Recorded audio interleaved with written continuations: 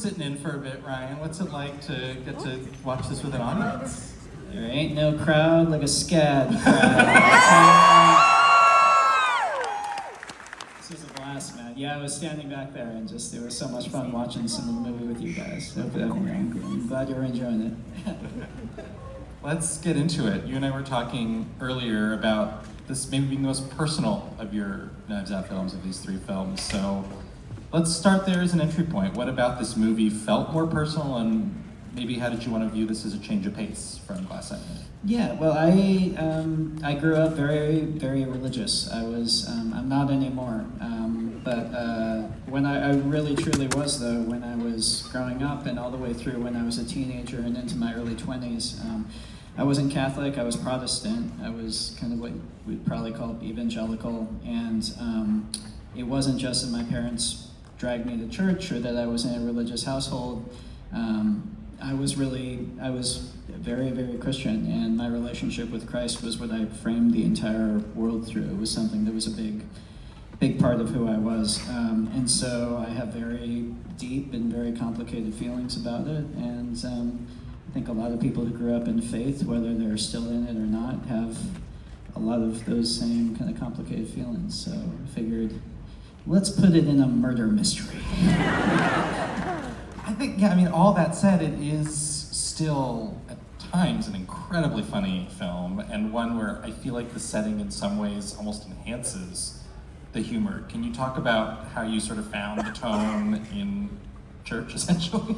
Yeah, I mean, I think that's the thing. If you grew up in church, if you grew up really part of it, you know that it's not, I think people who grew up outside of it kind of perceive it sometimes as sort of this sanctimonious space. The reality is, especially being a teenager, growing up in church and youth group, there's a lot of farting and church humor. There's a lot of, when you're inside it, there's a lot of laughs that happen, and you kind of can't take yourself that seriously, when you're in church. And so, anyway, it didn't seem out of place for me to kind of have some laughs. Let's talk a little bit about Mr. Benoit Blanc. He comes into this film a little bit later than in Glass Onion, but it's a pretty deep exploration of his character this time around. How did you view this as an extension of the Benoit Blanc story?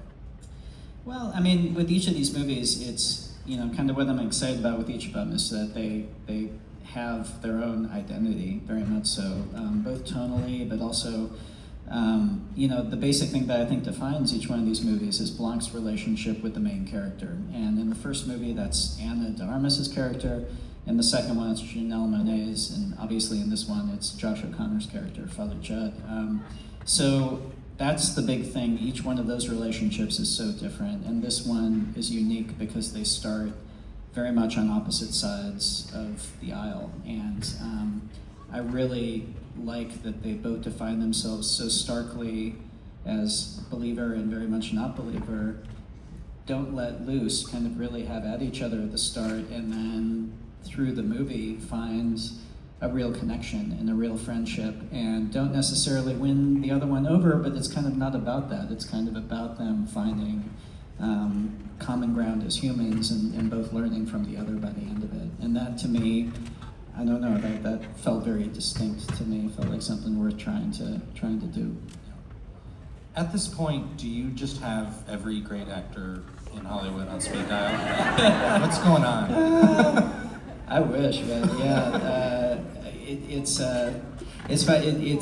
is still a tough process casting these movies. It's still tough because we are going after the best actors in the world. They're busy people, and so it's always, the schedule is always tough, and also there are a lot of great actors who, I think it's kind of unique in these movies that they're real ensembles, but we're going after movie stars who are used to headlining their own films, and that means anyone who signs up for one is signing up because they really want to have the experience of being in an ensemble, and they really love that, love their fellow actors, and want to come in and just be part of like this little summer stock group for a few months. So, but that kind of limits it too. So it seems like it's kind of anyone in the world. The reality is it's still a casting process, and you still kind of, see who's available, and then kind of very quickly your options become the right person comes into view. So when you're building a cast like this, having also done it a few times before with this franchise, is there a method? Is there someone you're starting with, in this case, say, Father Jud, or is it really just kind of, you've got a list of actors and you're gonna see how it comes together? Yeah, you start with Father. We started definitely with Father Jud. Finding Josh was the first, and I hadn't been familiar with Josh. Daniel actually brought Josh to my attention because this was before Challengers came out when we were casting it, and Daniel, through Luca, who directed Challengers, he knew Josh, and so I sat down and watched Challengers, and I was like, holy shit, it was my favorite movie of that year. And then I saw him in La Chimera, this other beautiful movie that she did, and just equally impressive performance and so completely different. And I was just like, oh my God, this guy can do anything. And then I sat down and met with him, and he really is a suspiciously lovely human being. It's kind of can't be all true, but it is. He's a really lovely guy. And I was like, oh, I want to work with this guy. Yeah. As these folks have seen the film, you give Glenn Close a hell of a part. Yeah. So talk about kind of what that conversation was with her and what it was like to watch her go. It was really, it was a bucket list thing for me to work with Glenn. She's a legend, and she is also, she shows up to work every day with the energy and the best way of somebody who's gotten their first job on a film set. One day we wrapped her, we finished shooting with her, and this was like several weeks in, everyone was kind of tired, and it's kind of, okay, you're wrapped, you can go home early, and I had one more scene to shoot with Daniel and Josh. And so Josh and Daniel and I are in like the attic set, and we're kind of lining it up. It's a small space, and they're rehearsing, and I'm kind of looking where I'm gonna shoot, and I back up and I bump into someone, and it's Glenn Close in her street clothes, and she's tucked in the corner, and she's like this, and she just wanted to stay and watch these two work, and she just wanted to observe them and learn something from watching them, and that's every single day she brought that to set. And this is, with the dizzying amount of amazing credits that she has, it's really inspiring for everyone on set. Yeah, she's amazing. The last casting question I'll ask you is, have you established a larger Jeremy Renner universe within the Knives Out? The Rennerverse. The Renner. We did stick a bottle of Renning hot sauce in the bar somewhere. I don't know if you can see it, but it's, yeah, I like to think that Dr. Nat was a Jeremy Renner fan, and we can just cycle through and keep going. Yeah.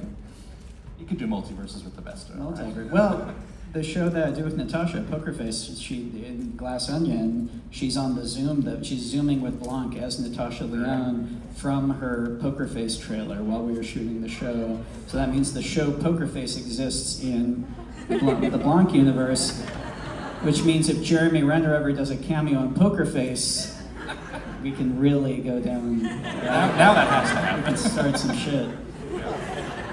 I want to talk to you a little bit about structure with this one. This one has, in some ways, a really classical structure in the way that you really do introduce, I think it's 8 suspects, and you have a little bit of fun with it, but how did you want to play with the genre this time versus in the past films and really set each of these people up? Yeah, it is a bit more traditional in that you kind of, the way that most Agatha Christie books work, you meet all the suspects in the first act, you kind of get a very good idea of who's going to get murdered, they get murdered, and then the detective enters and starts solving it. I think it made sense to do that with this one for a few reasons, but the big one was just that because the themes of this movie are a little bit more delicate and intricate, and I think the audience really has to understand Father Jud's place in this kind of world and what his conflict is, and it's not a super simple thing. Giving him that first act, I guess, before Blanc enters, felt like it would be wise. And we still do get a glimpse of Blanc at the beginning, which is us just telling the audience, we promise Daniel Craig is in this movie. He's coming, I promise. Yeah. With a movie like this, do you sort of know where the ending is going? Are you figuring it out as you're establishing these characters? Yeah, walk us through that. Yeah, you kind of know. I start zoomed back, and also by the way, if I know everyone in here is cool, but just I know that we've all seen the movie, so spoilers are fine. If anyone is videotaping and we say a spoiler, just please don't post it online or something. I know we're all cool. I don't even have to ask. We're cool. We're cool. But yeah, no spoilers. No spoilers on that. So I kind of start very zoomed back. So I start with, it's like in Google Maps, I start with Google Earth. I'm kind of thinking of just kind of the shape of the whole thing. Okay, I want this to be church-based. Okay, I want this kind of resurrection thing to happen in it. I want it to be an impossible mystery. And I want it to be a good-hearted priest who wants to, who wants to be truly Christ-like in the world. And his journey is being beaten down, and then at the end, achieving that. And so you start kind of zoom back, and then you slowly start zooming in into the details, and then you construct the details of the mystery, hopefully to support that emotional journey. So you started with the spine, and you're building on that. And then it's just a torturous process of kind of figuring it all out as you go deeper and deeper in. Is there anything maybe you learned the hard way on either Knives Out or Glass Onion that informed the way you approach that this time around? Oh, I wish it got easier. It does. It feels like it's a different, it's just one battle after another. It feels like it should be getting easier the more I do it. I think because each of them is a very different beast, I think.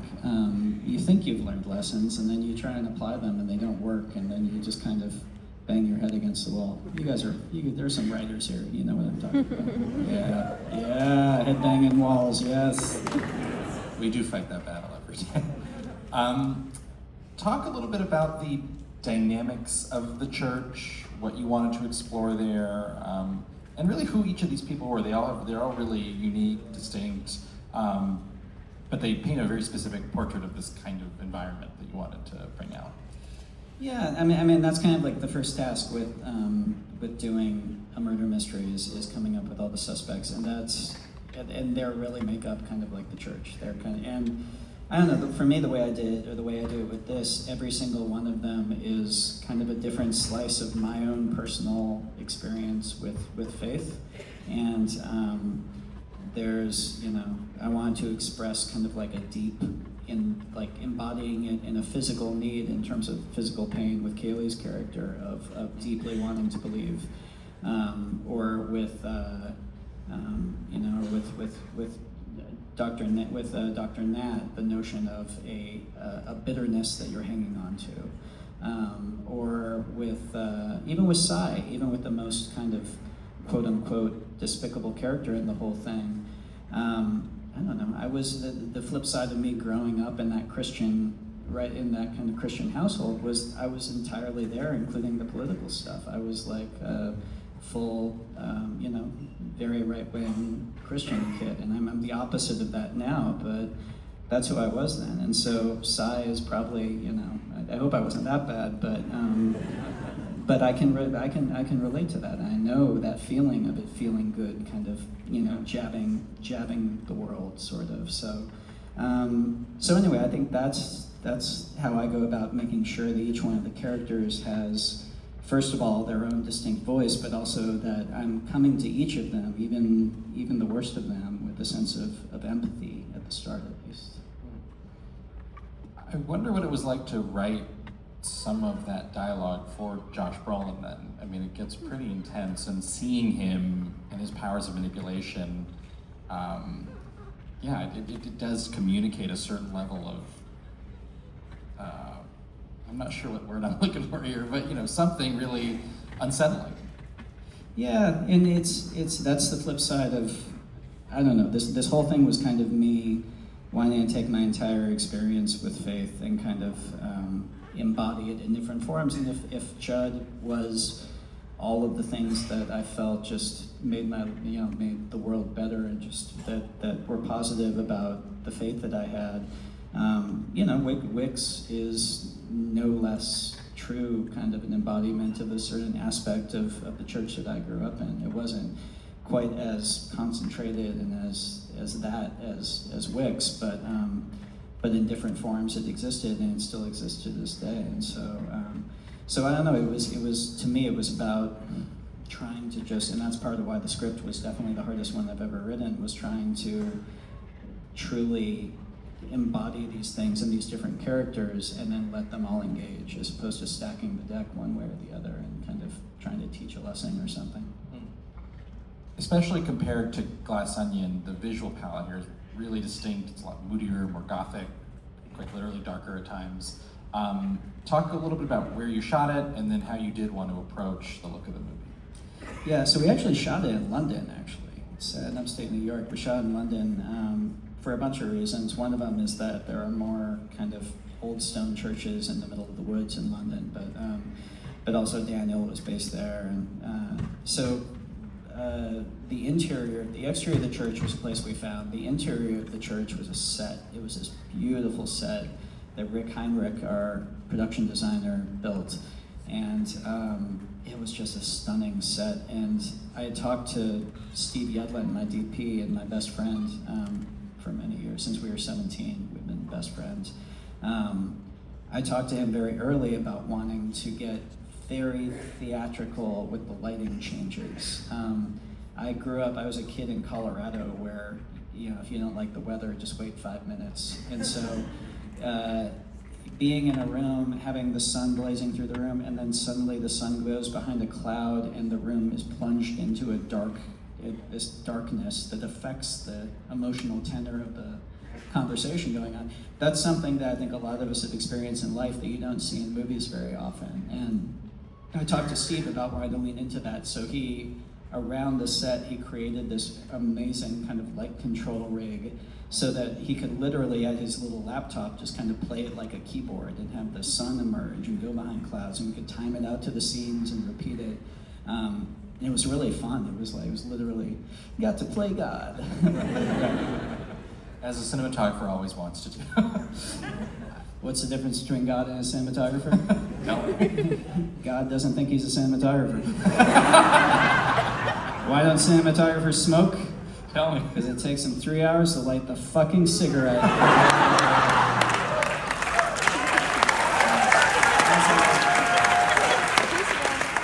Not talking about anyone in this room. All the DPs here. I met Steve. I met my best friend. Everyone's over.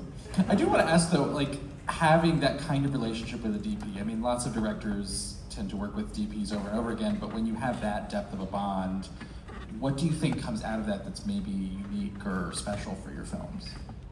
I don't know. I know in terms of the experience of making it, I grew up making movies with my friends, and so being on set and having one of my main collaborators be an old friend of mine, that just strengthens that. I think also, I don't know, I think it cuts out the need for small talk and a little bit of bullshit, probably. We're always going to say exactly what we think to each other, and in some ways it makes it easier. And I would hope maybe just kind of sets a base of trust so that we can both reach out and try different things.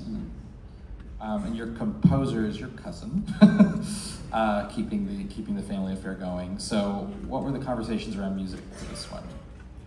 Yeah, Nathan, who I've been making movies with since I was 10 years old, he's always on set for the movies, and so he's there soaking up the vibe. And we had talked about maybe musically what this thing needs that's different from the past two. He did something for the first time. He while we were shooting in London, he went into Air Studios, which is it's actually built in an old church, and he took just a couple string players in there and recorded kind of like a toolkit of lots of crazy sounds and lots of scratchy stuff and a couple rhythms. He just kind of recorded random stuff before he had written any music, and gave that to me in the edit, and we actually ended up playing with that in the edit, which is, I don't think it's unique. I think that Nolan sometimes works this way with Zimmerman, but it was the first time we had tried it, and it's not the whole score. We'd use some elements of it and then tempt it, and then he did write a score and record it, but that was a fun process. Was there anything in the edit, in this movie's case, that you maybe were surprised by in terms of how you wanted to emphasize something or de-emphasize something? Obviously, you're always playing in terms of teases, reveals, red herrings. I'm curious kind of how that evolved after shooting. Yeah, there's a lot of, I mean, it like with any movie in any genre, it's hard to even describe the degree to which the editing is writing, is the completion of the writing process. But it's the completion of the writing process happening kind of in 3D chess levels, because you're also working with tone, and you're working with pace, and you're working in the spheres of time, and also of, intensity and all these other things. So it's somewhat information, like to some degree, you're always dialing in and out, okay, do we need to, and because of pacing, there's also a unique sort of trade-off with these movies of, okay, if we take 6 seconds to set this thing up, it'll be a nice little aha moment for the audience at the end, but is it worth, if we take those 6 seconds out, the scene suddenly works a little better because of the pace. And so you're kind of always making trade-offs in that world. But the reality is that the majority of the editing work in these movies goes into the same thing that it does in any movie, which is getting the characters to feel real, making sure that the pace is right so that it's not boring, and just keeping the audience as engaged as possible. So how do you feel 3 Knives Out movies in with sort of the state of this franchise? I think for a lot of people, maybe me, they've gotten better and better. But also, you're a filmmaker, you want to make other kinds of movies. So at this point, do you feel like ready to close that chapter for a little bit, or what can you say about what it felt like to come off of this movie? No, I'm feeling good, man. It's making me feel good. I mean, I feel genuinely like energized coming off of this one in terms of the possibilities of this genre. And I mean, I'm writing something right now that is not one of these movies. I'm writing kind of a paranoid thriller thing. It's just a one-off that I'm excited to make. So I'll think it would be healthy after making 3 of these in a row to make something different next. But no, man, I'm really feeling like, especially after taking kind of a swing with this one of seeing, okay, can I take this thing that is a really personal subject for me and still have it be a big fun murder mystery, but truly kind of feel like it's engaging with that, and it kind of feels like, okay, what else can we do with this genre? It feels really exciting. So I'd feel very lucky if I could keep coming back occasionally and making these for a long while, I think we all are.